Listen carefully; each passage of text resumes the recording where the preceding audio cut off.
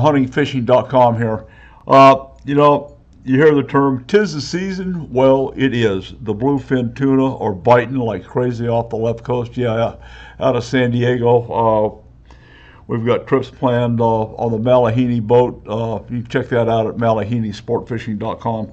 But last week I was talking about FlatFalls, and I want to explain this in how and when to throw these guys. There's a number of different variations for catching tuna, and I'm talking about the big bluefin, because here's what's been happening lately. I'll give you the dog count for the 19th. I mean, this isn't a secret. It's all over. San Diego boat totals, they had 19 boats out, 24 trips, 579 anglers. Now, here's the kicker. 399 bluefin were caught and boated. I don't know how many gotaways. I know the Malahini boat got into some pretty big fish. They were day before yesterday. They were catching 25 to 45 pound, and then all of a sudden, right in the middle of those bites, here comes the 150, 200 plus pound fish, snapping rods and breaking equipment, snapping lines, and just creating havoc. So, if you're not spooled up for it and you get bit, break them off. You're not going to land that fish. But anyway, in order to catch that fish, last week we were talking about FlatFalls and doing some stuff here locally for freshwater stripers. And a lot of the stuff that we throw in the saltwater is applicable to catching certain species in freshwater. I'm going to first talk about knife jigs. They come in various sizes. This guy, one of my favorites just because of the coloration, and I want you to see the eye on that. I am a big proponent for black and silver 3D eyes. I prefer a single hook on these guys, and once again, they come in various sizes. Megabaits makes a really nice bait. The coloration is silver, black back, and you can see this one. It's got a little bit of a bend in it, so it gets one of these oscillating falls as it goes down. Same thing on the eyes, and you can see just by the back that this thing has been chewed on in a huge way.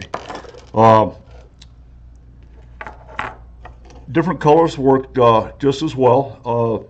These are, once again, this is a megabyte, this is a 100. It's a little bit different shape. I don't think the shape, as long as they're torpedo shape, will work out for you. This has got a treble hook, and I throw these in different situations depending on the grade of the fish. When we get into the bluefin and the yellowfin, Shimano makes what we're calling an actual FlatFall. This is a cross between a squid and a fish, so they say. And it's got twin single line hooks on it. Most of the time, when one of the migratories bite this, he's going to get stuck not once but 2 times, as opposed to using some of these other FlatFalls. These guys are just awesome. This coloration is very good in yellowfin and bluefin bites in the 45 to 25 pound grade. You start getting up in the bigger class, the trendsetter jigs, one of my favorites. This guy is, let's see, I don't know how many ounces this is. This is a pretty heavy jig. It's probably 17, 18, 20 ounces. The trendsetters, pretty damn big. The red eyes, they're okay, but I don't prefer these. These will get changed out before the next trip. Different colors, different flavors. These are imitating bait fish colors. And then you start getting into the exotics. Now, watch the time of year depending on what color you're going to be throwing. So as we move into the migratory season, the latter part of the season, when the Dorados are coming in, for some reason they prefer the pink. So it's always good to keep these guys in your box, along with this is another mega bait. This is probably a 10-ounce knife jig. Very productive, very productive. Throw these in and around. Right in the boil is good, but also throwing right ahead of a patty. Certain times of the year, the Dorado along with the yellowtail are holding underneath the patty. So you throw those in ahead of the patty and let it drift down underneath, because they'll get a flat fall. And if you have an opportunity, take your pliers, put these in a vise before you go, swat them with a hammer to get the curvature in them. Now, I want to talk about putting fish in the boat, putting fish in the boat, putting fish in the boat when everybody else is using baits. And here's what I want you to think about. Go to the fantail of the boat, and there's going to be a chum line. You'll have a guy up behind you on the bait tank, grabbing a net, throwing anchovies, 2, 3, 4, 5, 6 anchovies at a time, creating a chum line, enticing the fish to come to the boat. Well, guess what? This little guy right here, not very big, weighs about, I'm going to guess an ounce. Put that on 20-pound test line and flip it into the chum where the chum are hitting, and keep it in free spool. Just let it flutter down, flutter down, flutter down, flutter down, flutter down. And I'm going to tell you, hang the hell on, because you're going to get bit. Some of these other baits do the same thing.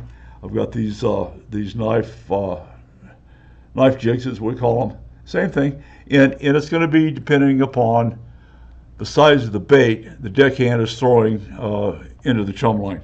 So this little guy is going to get bit before this guy gets bit. And I guarantee that 8 out of 10 times. But this guy's going to get hammered either way. This is going to fall faster than the little guy. It's physics. So anyway, that's kind of my tips for the day. We've got an awful lot of stuff. Early morning, if you get an early morning bite, I've got a ow, I got a Daiichi treble hook in my finger. Ow. Okay, that feels great. This black and red is a killer before the sun comes up. Go to your dark colors, black and purple, black and blue. Not to be confused with a black eye by any means. But these guys are good. The coloration is everything. It's going to create more of a silhouette in the dark water, and give them a target to hammer. So that's it for me on FlatFalls and jigs in the tuna season. So always a good bet. Book out H&M Landing, NalahiniSportFishing.com, and there's some other good boats over there I recommend. Orgor is one of them, formerly known as the Cherokee Geisha. She's a good old girl. But anyway, if you have any questions, you can email me. Go to huntingfishing.com, follow the prompts. I'm Don McDowell, and don't miss